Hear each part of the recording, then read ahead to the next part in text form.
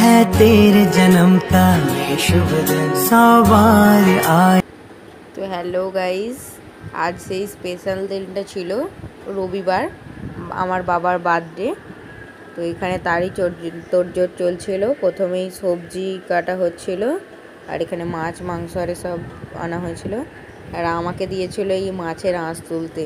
আমি যেন মাছের গায়ে হাত বুলিয়ে বলছিলাম, মানু আঁশটা ছাড়ো দেখি।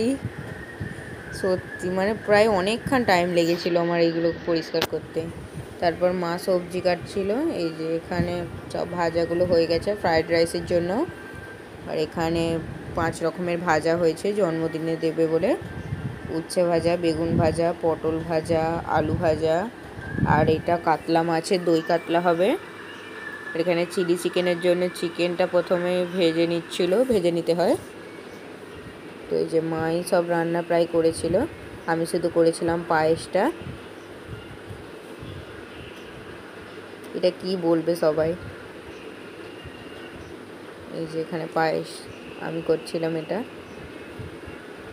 তো এখানে প্রায় সব রান্নাই রেডি হয়ে গেছিলো, শুধু চিলি চিকেনটা ছাড়া।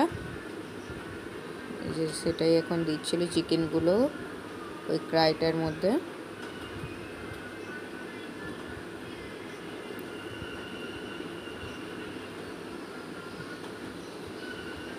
এই যে তারপরে আমরা দইয়ের ফোঁটা দিতে হয় এটা।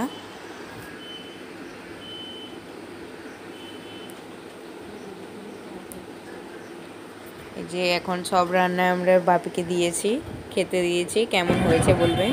তারপরেই আমরা বাইক নিয়ে বেরিয়ে পড়েছিলাম আমি আর দিদি কেক কেনার জন্য টেস্ট অ্যান্ড বাইট থেকে। তো আমরা গেছি, আর আইসক্রিম খাবো না এটা তো হতেই পারে না, তাই ঝটপট নিজেদের জন্য 2টো আইসক্রিম নিলাম। তারপরে এসে ডেকোরেশন করছিল আমার বোন। যে তারপরেই আমাদের কেকটা কাটা হলো। তো আজ এতটাই, গুড নাইট সবাইকে।